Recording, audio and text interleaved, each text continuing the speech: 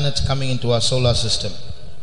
அநேக புது கோள்களானது நம்முடைய அந்த பூகோள கோள்களின் மத்தியிலே வந்திருப்பதை குறித்து அநேகர் கேள்விப்பட்டிருப்பீர்கள். சூரிய குடும்பத்திற்குள் வந்திருப்பதை குறித்து நீங்கள் கேள்விப்பட்டிருப்பீர்கள். It's called by different names. அவைகளுக்கு ஒரு குறிப்பிட்ட பெயர்களினால் அழைக்கப்படுகின்றன. Some people call it planet X. It's an unknown planet, so they call it planet X. சிலர் இதை ஒன்றும் இதற்கு பெயர் அறியாதபடினால் இந்த கோளத்தை குறித்து அறியாதபடினாலே இது எக்ஸ் பிளானட் என்று அழைக்கிறார்கள். ஒரு அனௌன்ஸ்மென்ட், நாளைக்கு தீபாவளி ஹாலிடே இருக்கனால மார்னிங்ல பாய்ஸ் அண்ட் கேர்ள்ஸ் உங்களுக்கு தெரிஞ்ச ஃப்ரெண்ட்ஸ் இருந்தா அவங்கள கூட்டிட்டு. Some people call it the exoplanet, which means it's a planet that does not belong to the solar system. சிலர் இந்த கோள்களை எக்ஸோ கோள் என்று அழைக்கிறார்கள். ஏனென்று கேட்டால் இவைகள் அந்த சூரிய குடும்பத்தில் சேராமல் இருக்கிறபடினாலே. About 5,500 years ago, there was a civilization called the Sumerian civilization, the oldest known civilization in history. வரலாற்றிலே சரித்திரத்திலே மிகவும் மிகவும் பழமை வாய்ந்ததான ஒரு நாகரிகம்தான் சுமேரிய நாகரிகம் என்பது. And in their writings which they have left behind, which have been discovered through archaeology, they have made many forecasts or in fact prophecies about what's going to happen in the future. தொல்பொருள் நிபுணர்களினாலே அவர்கள் எழுதி வைத்துவிட்டு போனதான காரியங்களை ஆராய்ந்து கண்டுபிடித்து வருகிறதான நாட்களிலே என்ன நடக்க போகிறது என்பதை குறித்து அவர்கள் எழுதியிருக்கிறார்கள். For example, in our solar system there are two planets called Neptune and Uranus. நம்முடைய சூரிய குடும்பத்திலே இரண்டு கோள்கள் உண்டு, நெப்டியூன் and யுரேனஸ் என்கிறதான இரண்டு கோள்கள் உண்டு. Neptune is blue in color, Uranus is green in color. Neptune ஆனது நீல நிறத்திலும் யுரேனஸ் ஆனது பச்சை நிறத்திலும் காணப்படுகிறது. The Sumerians had recorded this 5,500 years ago, but our scientists have found it only 1989. இதை குறித்து சுமேரியர்கள் ஏறக்குறைய 5500 ஆண்டுகளுக்கு முன்பே இதை குறித்து எழுதிவிட்டு போய்விட்டார்கள். ஆனால் நம்முடைய அறிவியல் நிபுணர்களோ இப்பொழுதுதான் 1989 ஆண்டில் தான் இதை குறித்து கண்டுபிடித்தார்கள். How they knew these things is a mystery. அவர்கள் எப்படி இதை குறித்து இவ்வளவு நன்றாக அறிந்திருந்தார்கள் என்பதை நாம் கேட்போமானால் அது ஒரு ரகசியமாகத்தான் இருக்கிறது. How they knew about our solar system and about our planets is a mystery.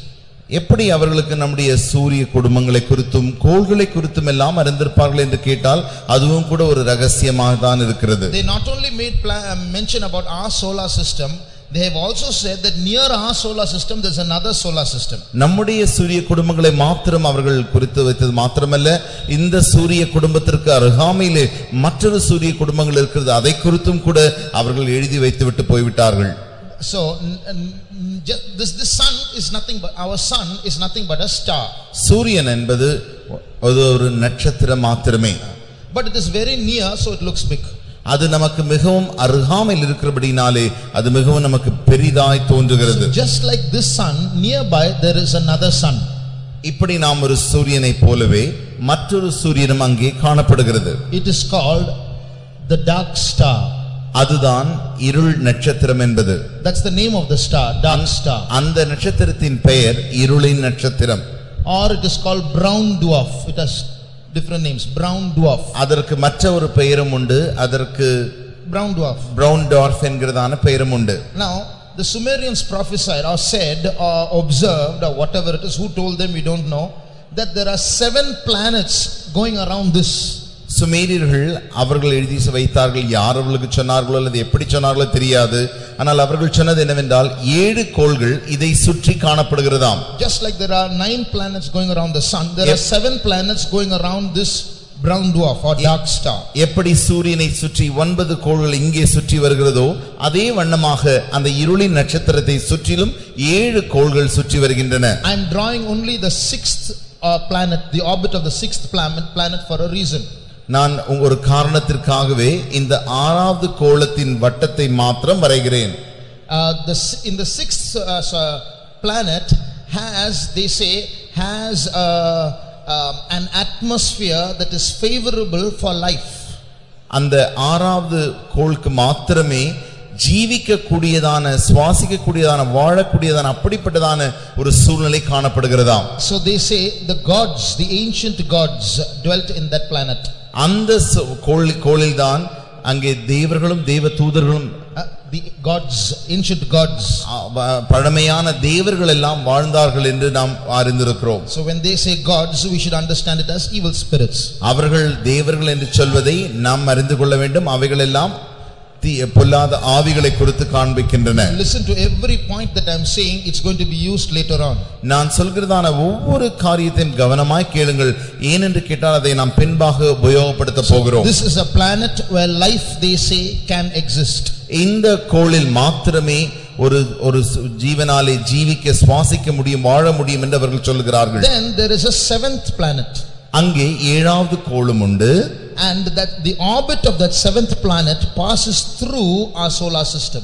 அந்த ஏழாவது கோளின் வட்டமானது, அந்த சுற்றுதலானது நம்முடைய சூரிய குடும்பத்திற்குள்ளாய் வந்து அப்படி செல்கிறது. The name of this seventh planet they call Nibiru. அந்த ஏழாவது கோளின் பெயர்தான் நெபுரு என்பது. So they mentioned all these things. அவர்கள் இதை குறித்து எல்லாம் சொல்லிவிட்டார்கள். We will come back to this a little later to the comparing the sixth and seventh planets. ஆறாவது கோளையும் ஏழாவது கோளையும் இருக்கிறதான அந்த இரண்டு கோளையும் நாம் பின்பாக வந்து வித்தியாசங்களை சந்திப்போம். Now this was only fiction till some years ago. இவைகள் கொஞ்ச ஆண்டுகளுக்கு முன்பதாக வரைக்கும் அவைகள் ஒரு கத்துக்கதையாக தான் இருந்தது. But in 1983, ஆனால் 1983 ஆண்டிலே NASA, the American National Airspace Agency, they launched a satellite. அமெரிக்காவில் இருக்கிறதான அந்த அறிவியல் நிபுணர்களாகிய நாசா என்கிற நிபுணமானது ஒரு சேட்டலைட் மூலமாக அவர்கள் அதை அனுப்பினார்கள். They launched a satellite called IRAS. IRAS என்கிறதான ஒரு சேட்டலைட்டை அவர்கள் ஏவி அனுப்பினார்கள். IRAS means Infrared Astronomical Satellite. அதன் பெயர் infrared astronomical satellite, IRAS. So when they launched that satellite, அந்த சேட்டலைட்டை அவர்கள், அந்த ஏவுகணை அவர்கள் அனுப்பின பொழுது, that satellite spotted a very big object far away in space. அது அந்த அப்படிப்பட்டதான அந்த வான மண்டலத்திலே ஒரு பெரிய ஒரு பொருளை அந்த சேட்டலைட் ஆனது கண்டுபிடித்ததாம். And they said it is coming towards the solar system. அந்த பெரிய பொருளானது சூரிய குடும்பத்தை நோக்கி நகர்ந்து வந்து கொண்டிருப்பதை அது கண்டுபிடித்ததாம். That large object is 1500 times bigger than our earth. நம்முடைய அந்த அவர்கள் பார்த்தார்களே அந்த பெரிய பொருளானது அதனுடைய அளவானது நம்முடைய பூமியின் அளவை காட்டிலும் ஏறக்குறைய 1500 முறை அவ்வளவு பெரிதான ஒரு அளவாய் இருந்தது. Then came a question, could this be the Nibiru that the Sumerians talked about? உடனடியாக ஒரு கேள்வி உண்டாகிறது. இதுதான் சுமேரியர்கள் பேசினார்களே, குறித்து வைத்து விட்டு போனார்களே, அந்த நெபெரு என்கிற கோளா என்கிறதான ஒரு கேள்வி எழும்பிற்று. So that's when this name began to become popular. உடனடியாக அதனுடைய பெயரானது மிகவும் பெரிதான பெயராக மாற்றப்பட்டது. Now last year in July 2007, this planet has entered into the solar system. கடந்த வருடம் ஜூலை மாதம் 2007 ஆண்டு இந்த கோளானது நம்முடைய சூரிய குடும்பத்திற்குள் நுழைந்து விட்டது. When I say entered into the solar system, நான் நம்முடைய சூரிய குடும்பத்திற்குள் நுழைந்து விட்டது என்று சொன்ன மாத்திரத்தில், it means it has entered into the space that is surrounding the solar system. நான் அந்த சூரிய குடும்பத்திற்கு நுழைந்து விட்டது என்று சொன்னால் அதனுடைய அர்த்தம் அந்த சூரிய குடும்பம் இருக்கிறதான அந்த பகுதிக்குள்ளாய் அது வந்து விட்டது. So this large object has been moving closer and closer and now has entered into the area of our solar system. இந்த பெரிய பொருளானது இந்த சூரிய குடும்பத்திற்கு நோக்கி நகர்ந்து நகர்ந்து நகர்ந்து இந்த சூரிய குடும்பம் இருக்கிறதான அந்த பகுதிக்குள்ளாய் வந்து விட்டது. And next year in May 2009, அடுத்த வருடம் மே மாதம் 2009 ஆண்டு, as this comes closer, அது நம்முடைய அருகாமையில் வருக வர, this is the earth. இதுதான் பூமி. Mercury, Venus, earth. இங்கே மெர்க்குரி இருக்கிறது, அங்கே வீனஸ் இருக்கிறது, இங்கே பூமி இருக்கிறது. Those who are at the bottom of the earth can see this Nibiru. யாரெல்லாம் இந்த பூமியின் தாழ்விலே அடியில் இருக்கிறார்களோ அவர்கள் எல்லாரும் இந்த நெபுருவை பார்க்க முடியும். That is those who are in the southern hemisphere. அதனுடைய அர்த்தம் என்னவென்றால் தென் பகுதியில், பூமியின் தென் பகுதியில் இருக்கிறவர்கள். So from next year onwards they can see it with their naked eye. அடுத்த ஆண்டிலிருந்து அவர்கள் இந்த கண்ணினாலேயே அந்த கோளை காண முடியும். In 2011 2011ஆம் ஆண்டு everybody can see it. எல்லாருமால் அவர்கள் அதை பார்க்க முடியும். In 2012 2012ஆம் ஆண்டிலே it will be this planet will be in the sky like another sun, just like a sun. எப்படி ஒரு சூரியன் இருக்கிறதோ அதே வண்ணமாக இந்த கோளும் அவ்வாறே காணப்படும். But it will be a little smaller like the moon. அது அவ்வளவு பெரிதாக இருக்காது, மாறாக நம் சந்திரனை பார்க்கிறோம் அந்த அளவுக்கு ஒத்ததான ஒரு சிறிதாய் காணப்படும். But what's going to happen around between 2012 and 2015? 2012ஆம் ஆண்டிலிருந்து 2015ஆம் ஆண்டுக்குள்ளாக என்ன நடக்க போகிறது என்றால், this planet will come up and come into the plane of the solar system. இந்த கோளானது இந்த சூரிய குடும்பத்தின் மேலாக அப்படியே வந்து நிற்கும். Suppose this is the sun. இதுதான் சூரியன் என்று வைத்துக் கொண்டால், planets are moving around like கோள்கள் எல்லாம் இவ்வாறு சுற்றி சுற்றி வருகிறது. and this Nibiru is coming from the bottom. இப்பொழுது இந்த நெபுரு என்கிறதான பொருளானது கீழிருந்து வந்து கொண்டே இருக்கிறது. It rises up, மேலே வருகிறது. a point of time will come, ஒரு நேரம் வரும், this big planet Nibiru and the earth and the sun will be in a single line. இந்த பெரிய பொருளான இந்த கோளான நெபுருவும் பூமியும் சூரியனும் ஒரே வரிசையில் ஒரே கிரமத்தில் வரும். What will happen? அப்படி என்ன நடக்கும்? How is this earth moving around the sun? அப்படியானால் இந்த எப்படி இந்த பூமியானது சூரியனை சுற்றி வர முடியும்? You take a rope and tie a stone at the end of the rope and take the other end of the rope and whirl it. நீங்கள் ஒரு கல்லை எடுத்து, ஒரு கயிறை எடுத்து, ஒரு கயிற்றின் முனையிலே ஒரு கல்லை கட்டி அவ்வாறு நீங்கள் சுற்றுவீர்கள் என்றால், the stone will go around you, it will not go away from you. இந்த கல்லானது உங்களை சுற்றி சுற்றி சுற்றி வருமே தவிர உங்களை விட்டு தூரே போகாது. Why? ஏன்? The rope is pulling it. அந்த கயிறானது அதை கட்டி இழுத்துக் கொண்டிருக்கிறபடியினாலே. In the same way the earth is going around the sun, not going away, because the sun is pulling it. அதே வண்ணமாக பூமியானது சூரியனை சுற்றி சுற்றி சுற்றி வருகிறதே தவிர அது தூரே போய்விடாது. ஏனென்று கேட்டால் சூரியனால் பூமியானது ஈர்க்கப்படுகிறபடியினாலே. But when this planet comes in line with the sun and the earth, ஆனால் மற்ற இந்த கோளானது இந்த சூரியனும் பூமியும் இருக்கிற அதே வரிசையில் வரும்பொழுது, when it comes in one line, ஒரே வரிசையில் வரும்பொழுது, suppose this is where the planet is in around 2012. 2012 இந்த இடத்தில் தான் அந்த கோள் இருக்குமே என்றால், this planet and the earth and the sun are in single line. இப்பொழுது இந்த கோளும் பூமியும் சூரியனும் ஒரே வரிசையில் காணப்படுகிறது. Before I go on, what do you mean by this planet being 1500 times than the earth? நான் இப்பொழுது அதை குறித்து அதிகமாக பேசுவதற்கு முன்பாக, இந்த நெபுரு என்கிற கோளானது பூமியை காட்டிலும் 1500 மடங்கு பெரியது என்று சொன்னேன். என்னுடைய அர்த்தம் என்ன? You take this planet and put it here where the earth is. இந்த நெபுரு என்கிற கோளை எடுத்து பூமி இருக்கிற கோளின் மேல் வைப்பீர்கள் என்றால், instead of the earth we are standing on, put Nibiru in this place. நாம் இங்கே நிற்கிறோம், இந்த பூமிக்கு பதிலாக இந்த நெபுருவை இந்த இடத்தில் வைப்போமே என்றால், it will be so big that the surface of Nibiru will touch the moon. அந்த நெபுரு என்கிற கோளானது அவ்வளவு பெரிதாக காணப்படும். அதன் மேல் நீங்கள் நிற்கும் பொழுது நீங்கள் சந்திரனே தொட்டு விடலாம். So big it is. அது அவ்வளவு பெரிதாக இருக்கும். So when this comes in one line, ஆகினால் இவைகள் மூன்றும் ஒரே வரிசையில் வரும் பொழுது, the sun will pull the earth, சூரியனானது பூமியை இழுக்கும், Nibiru also will pull the earth. இந்த நெபுரு என்கிற கோளும் கூட பூமியை மற்ற பக்கத்தில் இழுக்கும். So Nibiru will get dragged on two sides. இப்பொழுது பூமி இரண்டு பக்கங்களிலும் இழுக்கப்படும். Because of this some terrible things can happen. அதனாலே சிலவிதமான பயங்கர காரியங்கள் நடைபெறும். Earthquakes can take place. அப்பொழுது பூமி அதிர்ச்சி உண்டாகும், Tsunamis can take place. சுனாமிகள் உண்டாகும், storms can take place. அநேக வெள்ள பெருக்குகள் உண்டாகும், floods can take place. வெள்ள பெருக்குகளும் கடல் கொந்தளிப்பும் உண்டாகும், storms புயல்கள் உண்டாகும், and there can even be a pole shift. அது மாத்திரமல்ல, ஒரு பெரிய பெயர்ச்சியே உண்டாகும், துருவங்களின் பெயர்ச்சி உண்டாகும். What is it? Poles? துருவம். So the poles can shift. South pole, north pole you have. நமக்கு வட துருவம் தென் துருவம் இருக்கிறதே. Today the earth is rotating not like this. The earth is rotating not like this. இன்றைக்கு பூமி இவ்வாறாக சுற்றுகிறது இல்லை. It is rotating 23 degrees and 23 and a half degrees from the horizontal like this. அது 23.5 டிகிரி இருக்கிறதான அந்த அளவின்படி அந்த கோணத்தின்படியில் வைத்துதான் அது சுற்றுகிறது. So and it goes around the sun. இப்படி அது சூரியனை சுற்றி வருகிறது. Now what is the meaning of a pole shift? துருவ மாற்றங்கள் என்றால் என்ன? The earth that is moving like this can suddenly start moving like this. பூமியானது இப்படி அந்த கோணத்தில் சுற்றி கொண்டிருந்ததே இப்பொழுது அது தலைகீழாய் மாறி சுற்றி கொண்டிருக்கும். And it can happen slowly or quickly.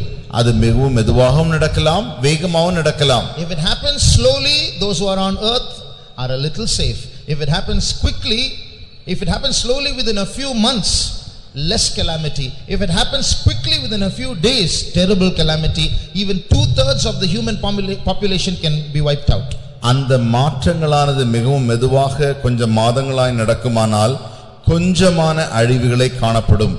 அல்லது கொஞ்ச நாட்களுக்குள்ளாக அது வேகமாக அந்த துருவ மாற்றங்கள் உண்டாகுமானால் பூமியிலே பயங்கர அழிவு உண்டாகும். ஏறக்குறைய 2 மடங்கானது இந்த பூமியில் இருக்கிற 3/2 பங்கு அழிந்து போவார்கள். There are some tribal people in Mexico, they are called the Mayans.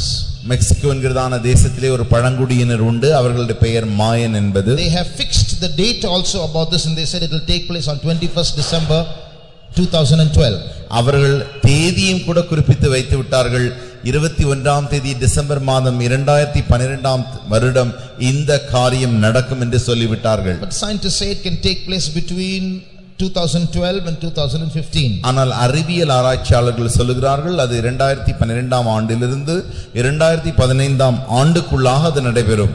Around the same time another phenomenon will take place. அதே நேரத்தில் மற்ற ஒரு சம்பவம் நடக்கும். Now you're going to see how big our this universe is. நம்முடைய இந்த அண்ட சராசரங்கள் எவ்வளவு பெரிது என்பதை நாம் அறிந்து கொள்ள போகிறோம். Now there is a galaxy called the Milky Way.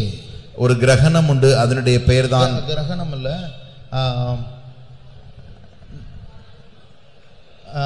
galaxy என்ன தமிழ்ல? நட்சத்திர கூட்டம். நட்சத்திர கூட்டம்.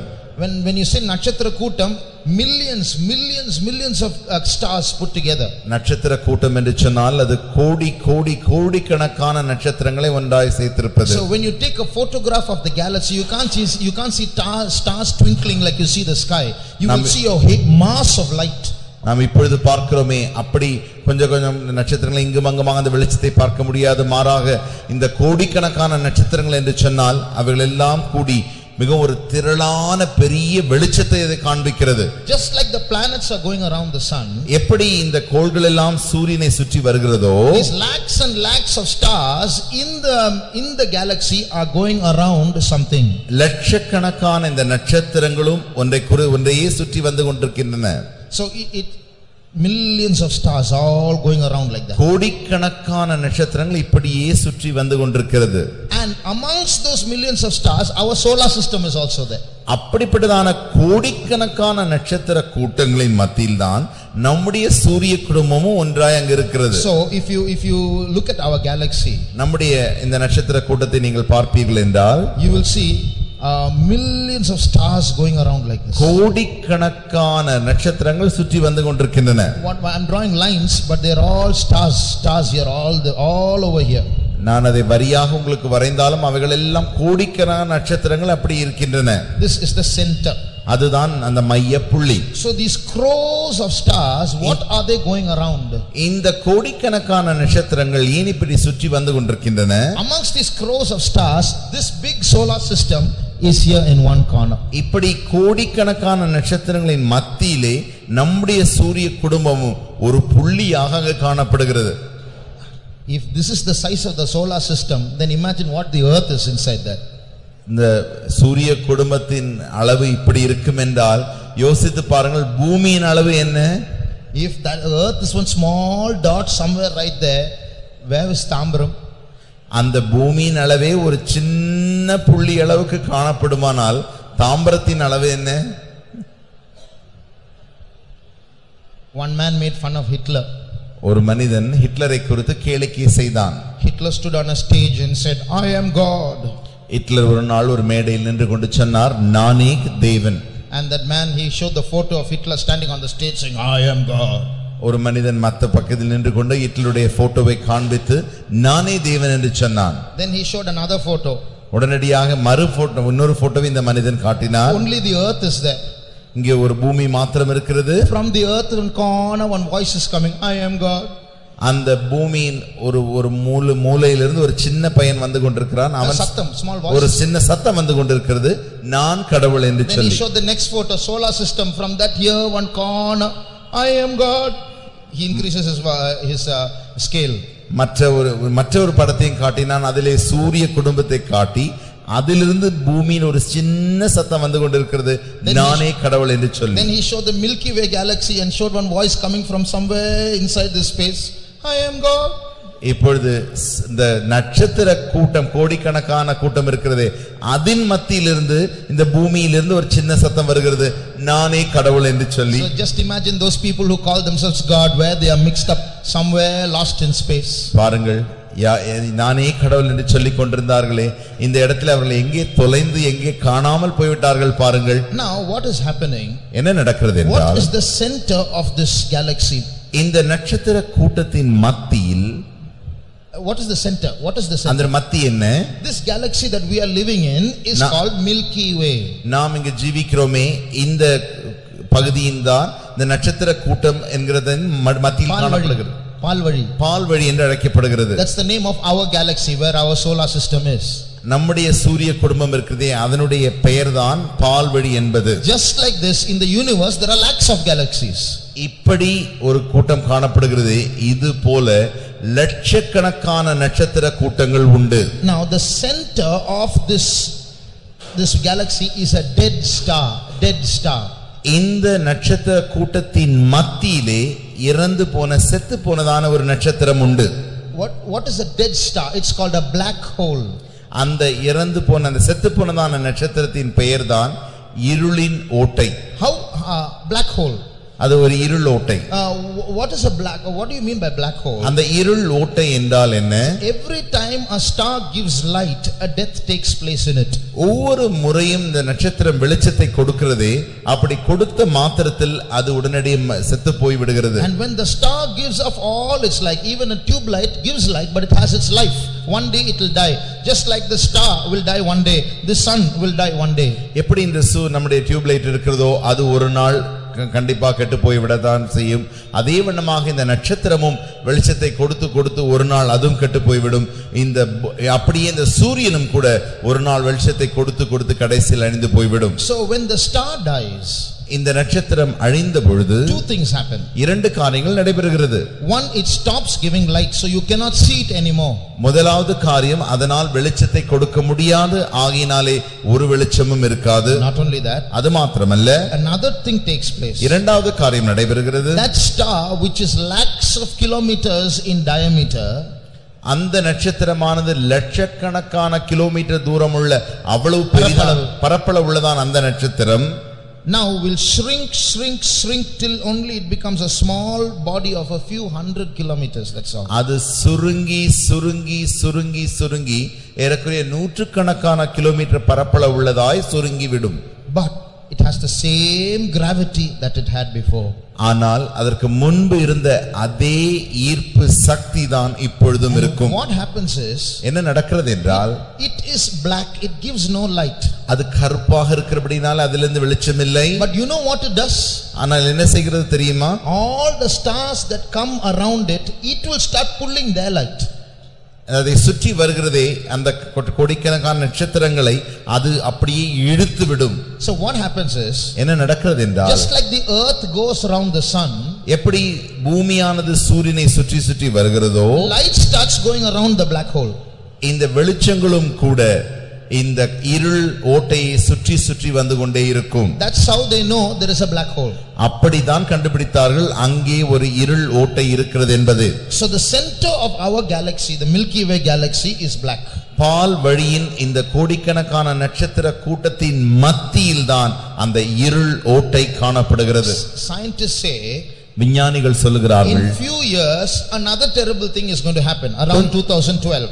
கொஞ்ச ஆண்டுகளுக்குள்ளாக ஏறக்குறைய 2012ஆம் ஆண்டிலே மற்ற ஒரு பெரிய சம்பவம் நடக்க போகிறது. I'm taking this entire solar system in the palm of my hands. இப்பொழுது நான் இந்த முழு சூரிய குடும்பத்தை என்னுடைய கையில் எடுத்துக்கொள்கிறேன். This solar system has a movement like this.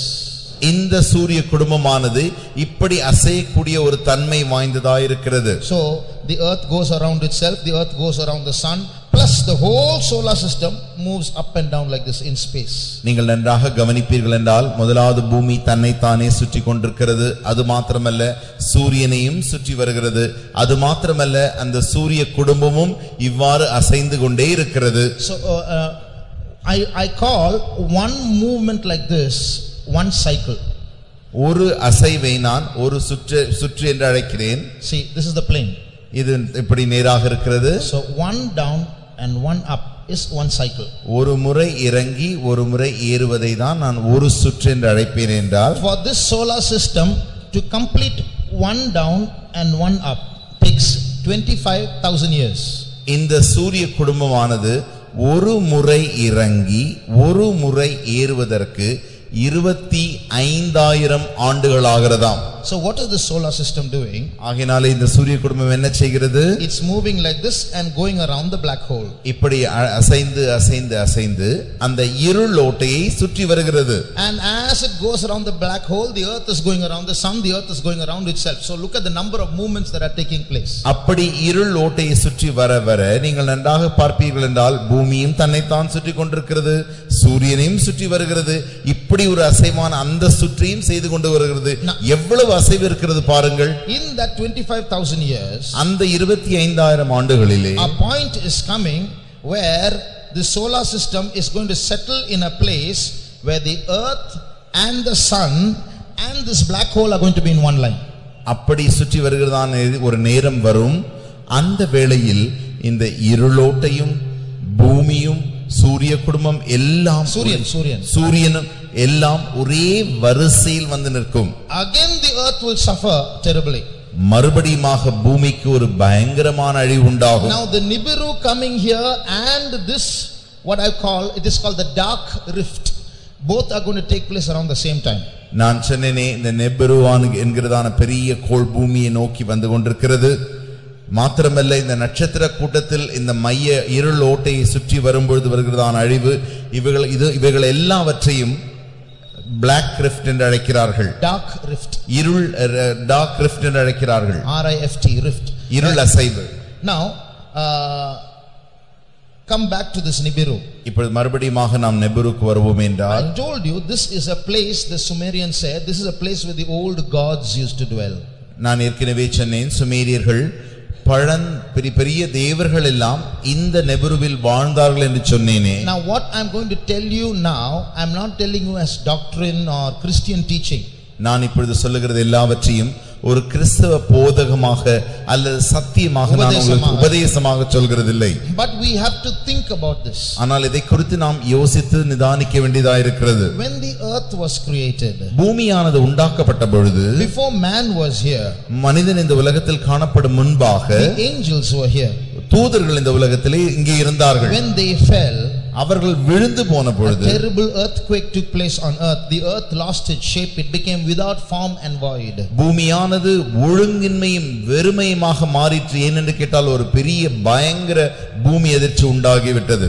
After that God renewed the earth and man started dwelling on it. அதற்கு பின்பாக தேவன் இந்த பூமியை மறுபடியுமாக புதுப்பித்து அதன் பின்பு மனிதனை உண்டாக்கினார். Now evil spirits abide in heavenly places. இப்பொழுது பொல்லாத ஆவிகள் எல்லாம் வான மண்டலங்களிலே அவைகள் வசிக்கின்றன. So just like the angels dwelt on earth before man came, is it not possible that today evil spirits can dwell on a planet like this? எப்படி மனிதன் வருவதற்கு முன்பாக தேவ தூதர்கள் இந்த உலகத்திலே காணப்பட்டார்களோ வசித்தார்களோ அதே வண்ணமாக பொல்லாத ஆவிகளும் இப்படிப்பட்டதான கோள்களில் வசித்திருக்க மாட்டார்களோ? So it may be true. I'm saying it's not doctrine, just think about it. It may be true that evil spirits are dwelling here. அது ஒருவேளை உண்மையாக தான் இருக்கலாம். நான் அதை உபதேசம் என்று சொல்கிறதில்லை.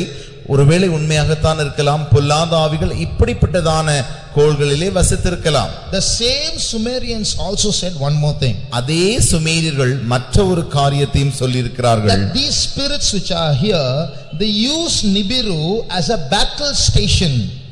இங்கே இந்த பொல்லாத காணப்பட்டதான இந்த பொல்லாத ஆவிகள் எல்லாம் இந்த நெபிரு என்கிறதான கோளை தன்னுடைய யுத்த களமாக மாற்றிக் கொண்டார்கள் என்று வாசிக்கிறோம். So whenever there is a war, they use Nibiru to travel like a vehicle. எப்பொழுதெல்லாம் ஒரு யுத்தம் காணப்படுகிறதோ உடனடியாக அவர்கள் நெபிருவை ஒரு யுத்த களமாக பிரயோகித்துக் கொண்டார்கள். Now we are going to compare this with the Bible. அதை இப்பொழுது நாம் இவைகளை வேதத்தோடு ஒத்து பார்க்க போகிறோம். So the Bible says there was a war in heaven. வேதம் சொல்கிறது அங்கே ஒரு யுத்தம் காணப்பட்டது. வானத்தில் ஒரு யுத்தம் காணப்பட்டது. The dragon and his angels, they fought with Michael and his angels.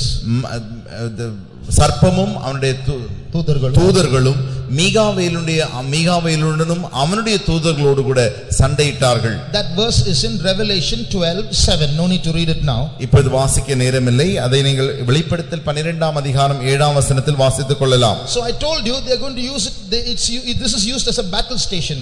நான் ஏற்கனவே சொன்னேன் இந்த கோளானது யுத்த களமாக உபயோகப்படுத்தப்பட்டது. And when that battle in the Bible got over, வேதத்தில் வாசிக்கிறதான அந்த யுத்தம் முடிந்த பின்பு Michael and his angels won the battle. மிகாவேலும் அவனுடைய தூதர்களும் யுத்தத்திலே வெற்றி ஜெயித்த பொழுது And the dragon and his angels were cast down to the earth. சர்ப்பமும் அவனுடைய தூதர்களும் பூமியிலே தள்ளப்பட்டார்கள். Now listen to this carefully. இதை நீங்கள் இப்பொழுது கவனமாக கேளுங்கள். The scientists say that this Nibiru is red in color. நீங்கள் அறிவியல் விஞ்ஞானிகள் சொல்கிறார்கள் இந்த நெபிரு என்கிறதான கோளானது சிவப்பு நிறமாய் இருக்கிறதாம். And it has a tail. அதற்கு ஒரு வாலும் இருக்கிறதாம். Like a comet, it has a tail. அதற்கு ஒரு சிறிய கோள் இருக்குமே அந்த வால் நட்சத்திரம் போல அது காணப்படும். That means when it flies it sends off a lot of dust like a tail. அதனுடைய அர்த்தம் என்னவென்று கேட்டால் அது பறந்து கொண்டிருக்கும் பொழுது வாலை போன்று தன்னுடைய பின்பாக பல காரியங்களை அதை தள்ளிக்கொண்டே இருக்கும். You know, we are rotating like this at a speed of 1000 kilometers per hour, our earth. Now as we are sitting, we are rotating at a speed of 1000 kilometers per hour. உங்களுக்கு தெரியுமா நாம் இப்பொழுது உட்கார்ந்து கொண்டுதான் இருக்கிறோம். நம்முடைய பூமியானது ஏறக்குறைய ஒரு மணி நேரத்திற்கு 1000 கிலோமீட்டர் வேகத்திலே அது சுற்றி கொண்டிருக்கிறது. And you know at what speed it is going around the sun? இப்பொழுது சூரியனை எவ்வளவு வேகத்தில் சுற்றி கொண்டிருக்கிறது தெரியுமா? 66,000 kilometers per hour.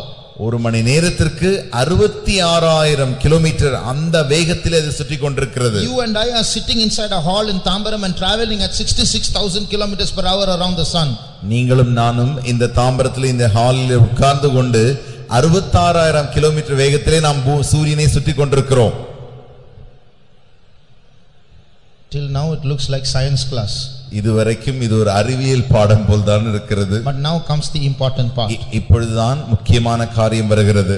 Now as this Nibiru comes up there, இந்த நெபிருவானது இந்த சூரிய குடும்பத்திற்கு அருகாமையில் வர as the Sumerians said, these are being used as a battle station. So all these evil spirits are coming here now. சுமேரியர்கள் சொன்னது போல இந்த தேவர்கள் எல்லாம் இந்த பொல்லாத ஆவிகள் எல்லாம் இந்த யுத்த களத்திரமாகிய அந்த நெபிருக்கு வந்து விடுகின்றன. So when they come there, அவைகள் பூமியை நோக்கி வரும்பொழுது they are near the earth. அவர்கள் பூமிக்கு அருகாமையில் வருகிறார்கள். A war takes place between Michael and his angels and the dragon and his angels. இப்பொழுது ஒரு யுத்தம் நடக்கிறது.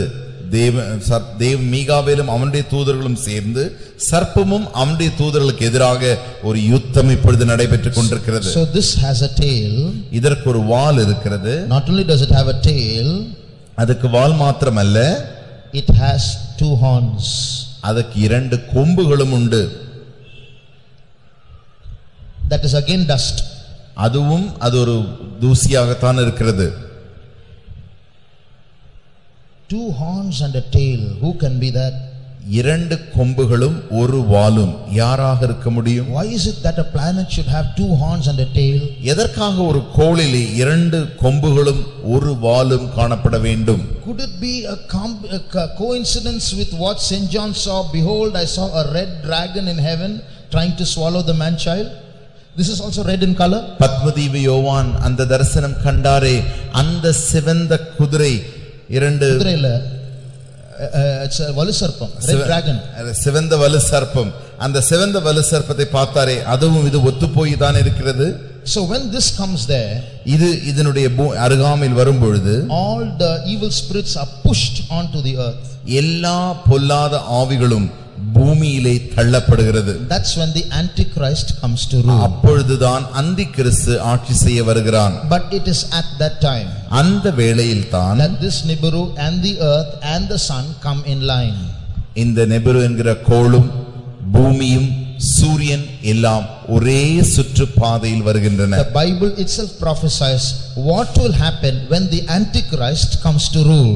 அந்திகிறிஸ்து ஆளுகை செய்ய வரும்பொழுது என்ன நடக்கும் என்று வேதமே தீர்க்கதரிசனமாக சொல்லி இருக்கிறது. 4 or 5 things take place one after the other in succession.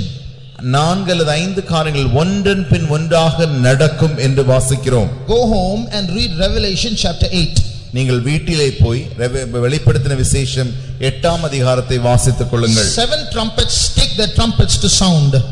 7 எக்காளமானது 7 தூதர்கள் எக்காளத்தை ஊதுகிறார்கள். When the first angel sounds, முதலாவது தூதன் ஊதும் பொழுது lots of big stones start falling out of space onto the earth. பெரிய பெரிய கல்கள் பாறைகளானது பூமியின் மேல் விழுகின்றன. They are burning stones, the Bible says. வேதம் சொல்கிறது அவைகள் எரிகிற கற்கள். Just imagine stones falling from the sky. What umbrella can you use for that? யோசித்து பாருங்கள், பெரிய பெரிய கல்கள் அண்டசராசரங்கள் அப்படியே பூமியின் மேல் விழுந்தும் பொழுது எந்த கொடையை வைத்து நாம் பூமியை பாதுகாக்க முடியும்? And as they come, they are burning. அவைகள் விழும்பொழுது மாத்திரமல்ல அவைகள் எரிந்து கொண்டிருக்கின்றன. The Bible says even green grass gets burnt up. The Bible mentions green grass burns up. வேதம் சொல்கிறது பச்சை புல்களும் கூட அப்படியே பதறாய் போகும். So you just imagine walking on the road and you have to look up into the sky. Every now and then a stone is falling. How can you walk? யோசித்து பாருங்கள், நீங்கள் இப்பொழுது நடந்து கொண்டிருக்கிறீர்கள், திடீரென்று வானத்திலிருந்து எரிகிற அக்கினி கற்கள் அப்படியே விழுமானால் என்ன நடக்கும்? It's not just once in 1 hour, one stone in America, one stone in Australia, not like that. The Bible says 1 in 3 parts, 1/3 of vegetation is burnt up. எங்கேயோ இங்கு ஒரு கல்லும் அமெரிக்காவில் ஒரு கல்லும் ஏதோ ஒரு மணி நேரத்துக்கு ஒரு கல்லும் அப்படியாக விழுகிறதில்லை.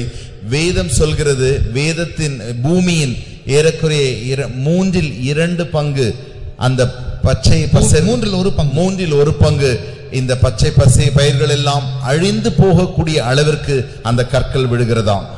While that is happening, அப்படி நடக்கும் பொழுது the second angel sounds. இரண்டாவது தூதன் தன்னுடைய காலத்தை ஊதுகிறான். And as people watch, a huge mountain now falls from the sky. ஜனங்கள் அப்படி பிரமித்து பார்க்கும் பொழுது பெரிய மலைகள் இப்பொழுது விழுந்து கொண்டிருக்கின்றன. It's a burning mountain. Just imagine how it comes down. யோசித்து பாருங்கள், இந்த மலைகள் எல்லாம் எரிந்து கொண்டு அப்படியே விழுகிறதாம். It's not as big as the mountain that you see here. நீங்களும் நானும் பார்க்கிறோமே இப்பொழுது பார்க்கிற அப்படிப்பட்டதான் அந்த மலைகளின் அளவு போல அல்ல. Mountain is so big, the Bible says because of that the burning mountain falling into the sea, 1/3 of the sea becomes red.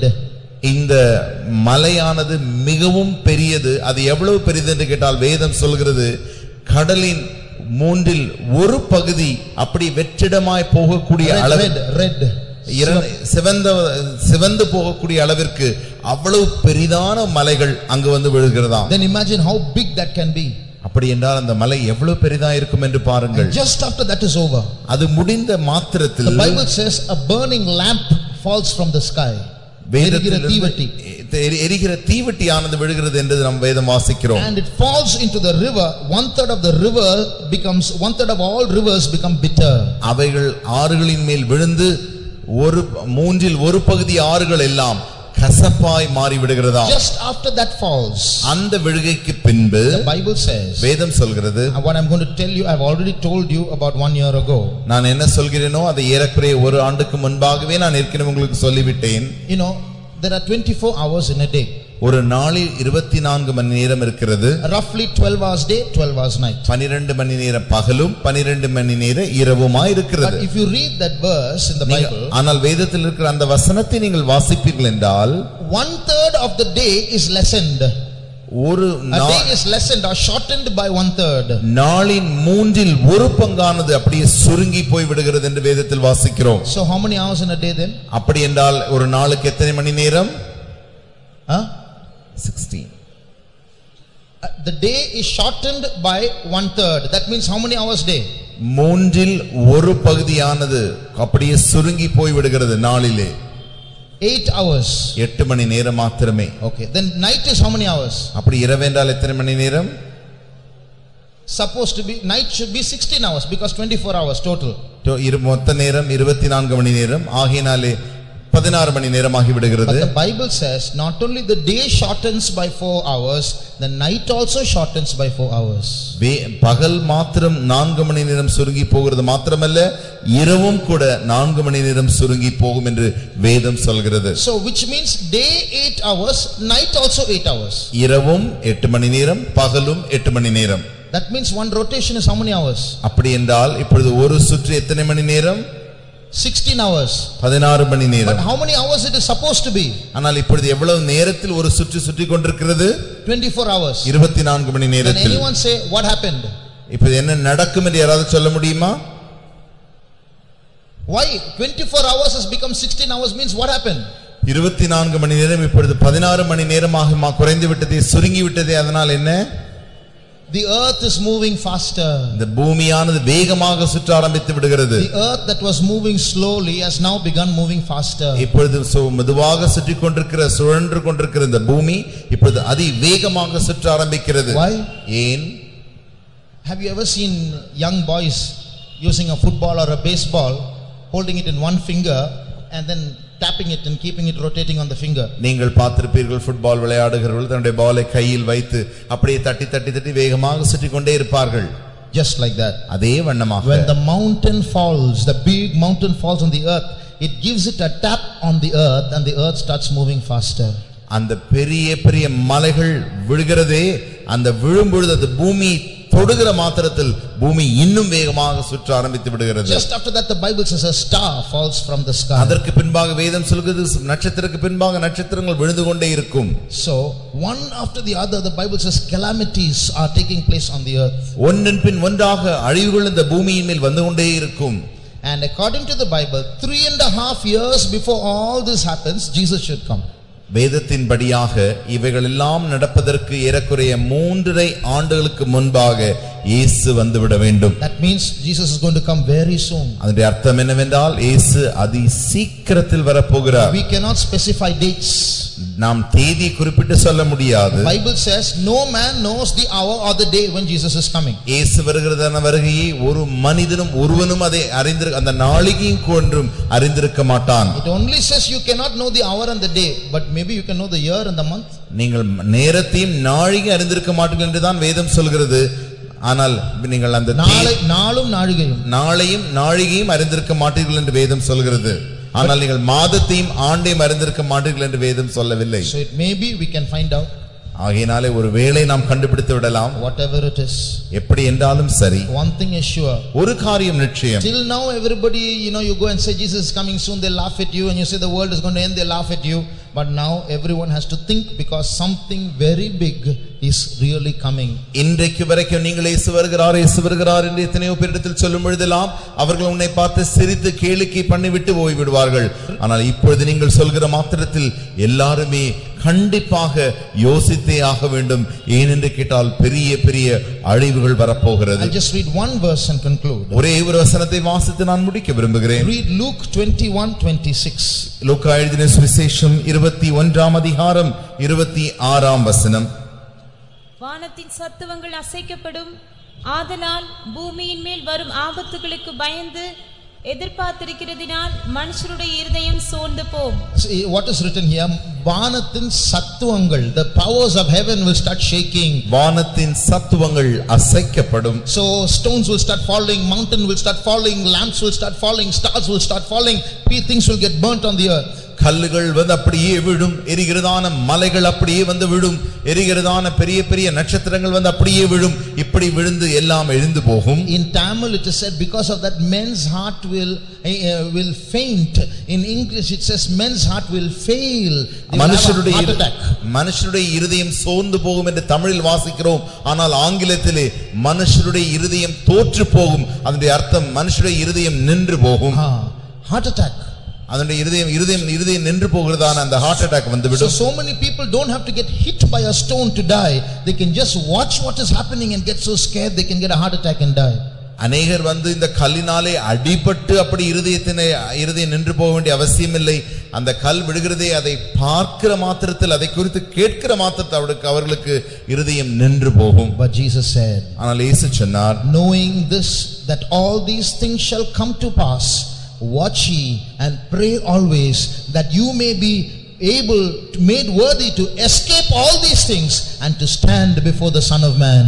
இவைகள் எல்லாவற்றிலிருந்தும் நீங்கள் மனுஷகுமாரன் மிகுந்த வல்லமையோடு மகிமையோடு மேகத்தில் வருகிறதை காணும்படியாக அவருக்கு முன்பாக நிற்கும்படியாக நீங்கள் இவள் எல்லாவற்றிலிருந்து தப்பித்துக் கொள்ளும்படி மிகவும் ஜாக்கிரதையுள்ளவர்களாய் இருங்கள் என்று வேதம் சொல்கிறது. Only a few more months.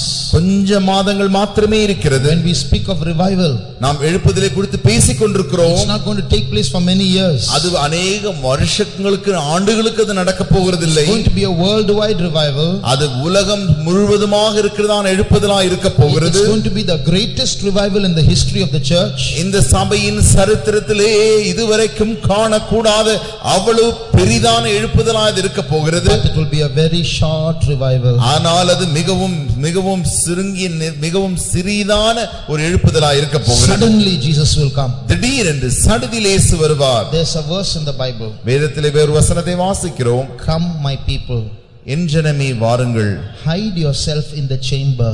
நீங்கள்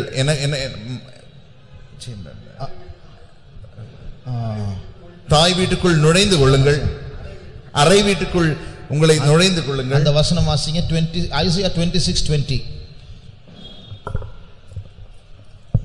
என் ஜனமே, நீ போய் உன் அறைகளுக்குள்ளே பிரவேசித்து உன் கதவுகளை பூட்டிக்கொண்டு சினம் கடந்து போக மட்டும் கொஞ்ச நேரம் ஒளித்துக்கொள்.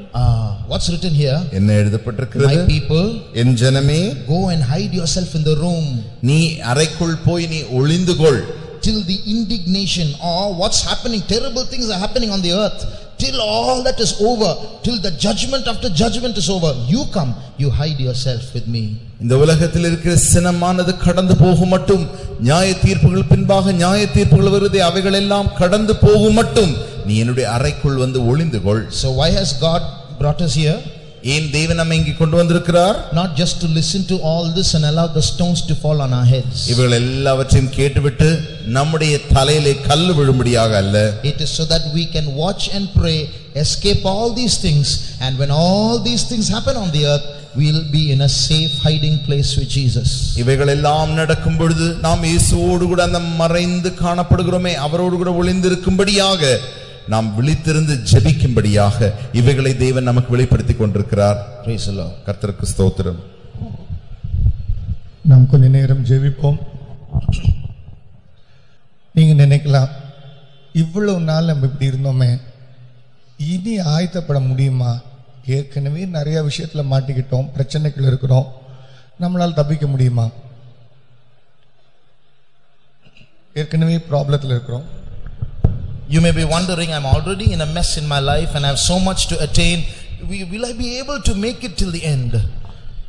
இந்த காலத்துக்குன்னு தேவன் ஒரு ஸ்பெஷல் ஸ்பிரிட் அனுப்புவார். But God will send a special spirit unique for this time.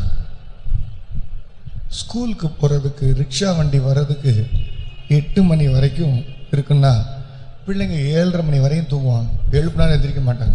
If the time for the rickshaw to go and reach the school is 8 o'clock, children will sleep till 7:30. Till then they won't wake up. 7:30 மணி ஆச்சுடா எழும்புடான்னு சொன்னா அந்த 1/2 மணி நேரத்துல எப்ப போய் brush பிடிப்பான், எவ்வளவு வாய்க்கோ பிடிப்பான், குளிப்பான், shoe மாட்டுவான், tie மாட்டுவான், back தூக்கிட்டு ஜல்லுன்னு ஒரு 1/2 மணி நேரத்துக்குள்ள வண்டிக்குள்ள ஏறி தொம்முன்னு விழுந்துரும். 7:30 someone has to wake him up and say, hey, get ready, 8 o'clock is going to be 8, get up quickly.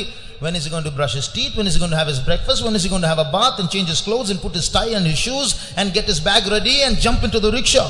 ஸ்கூலுக்கு ஆயத்தப்படுத்தக்கூடிய ஸ்பெஷல் ப்ரிப்பரேஷன் கூடிய ஸ்பிரிட் வர்றது மாதிரி சர்ச்சுக்குள்ள தூங்கிட்டு இருக்கிற எழுப்பி ஆயத்தப்படுத்துறதுக்குன்னு ஒரு ஆவியை கர்த்தர் அனுப்புவார். Somehow that boy gets a special spirit to do all those things in that half an hour and jump into the rickshaw. In the same way, in the last days, sleeping people are going to get a special spirit to get ready quickly.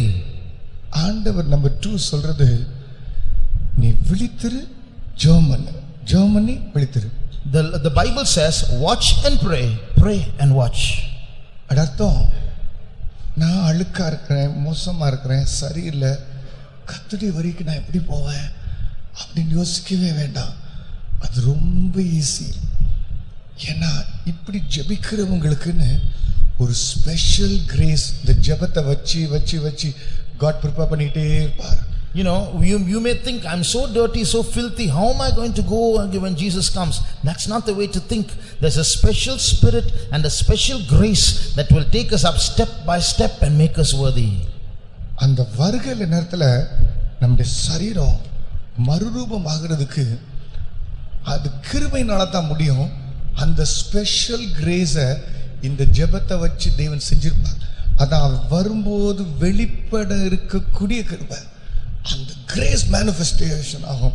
அந்த கிரேஸ்ல நம்ம பறந்து போயிரோம். When Jesus comes to be transformed and transported in that split second, we need a special grace, and that can be done only by that special grace. That's why the Bible speaks about the grace that is to be brought to you when Jesus Christ is revealed. அந்த அவர் வெளிப்படும்போது ஒரு கிருபை இருக்கு. So when he appears, there's a grace revealed there. அந்த கிருபையினால் நாம் பறந்து போவோம். So by his grace I will fly away.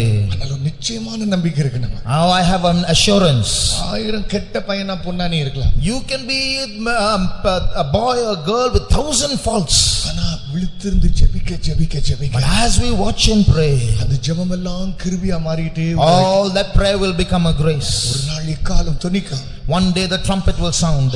நம்ம எவ்வளவு எப்படிப்பட்ட மனுஷங்களா இருந்தாலும், no matter what kind of people we are, கிருபையினால் தேவன் ரட்சிக்காமல் கிருபையினால் ரட்சிக்கிறபடியால் நமக்கு ஒரு நம்பிக்கை இருக்கு.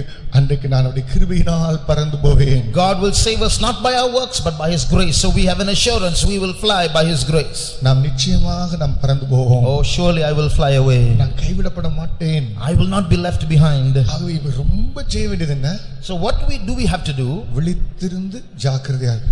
Let's be watchful and careful. விழித்திருந்து ஜெபிக்கணும். We should watch and pray. ஜெபித்து விழித்திருக்கணும். We should pray and watch. இதே பொழப்பா இருக்கணும். This should be our life. ஆண்டவரே, oh Lord, கிருபை நமக்கு ரொம்ப வேணும். அறிந்த தகவல்கள் நம்முடைய லைஃபா மாறணும்னா ஜெபம் தான் அதுக்கு ரொம்ப முக்கியம். If the information that we receive should become our life, prayer is very important. அப்படி ஒரு கிருபை நமக்கு இருக்கு. So there's such a grace for us. அந்த கிருபை எப்படி? How is that grace? கடுகளவு நீ கை போட்டு வேலை செய்ய தேவையில்லை. You don't have to put your hand into anything and work. ஒரு சின்ன இது விட கை போட தேவையில்லை. You don't have to meddle with anything. எல்லாம் ஃப்ரீ. Everything is free. ஒண்ணுமே செய்ய தேவையில்லை. You don't have to do anything. அவர் அப்படியே பார்த்துட்டே அவருக்காக ஆயத்தப்பட்டுட்டே இருந்தா, you can just look at him, behold him and get ready. அந்த கிருபை காத்திருந்துட்டே இருந்தா, you just wait for that grace. அந்த கிருபை வெளிப்படும். When that grace comes, நாம் பறந்து போவோம். oh, you will fly away. அப்படிப்பட்ட நாள் சீக்கிரமாய் வந்து கொண்டிருக்கிறது. That day is coming quickly. நான் நிச்சயமா நினைக்கிறேன், I am sure, இப்படிப்பட்ட இந்த சம்பவங்கள் எல்லாம் நம்ம மேல அறை வீட்டுக்குள்ள போய் பார்ப்போம். I think when all this is happening, we'll be there in that chamber watching all this from above. சினம் கடந்து போகும். Till the indignation is past. உபத்திரவ காலம் கடந்து போகும். Till the tribulation period is past. மனுஷன் உண்டானது முதல் இப்படிப்பட்ட உபத்திரத்தை அவங்க பார்த்ததே இல்லை. Man has never seen such tribulation before. இன்னைக்கு நம்ம கண்டு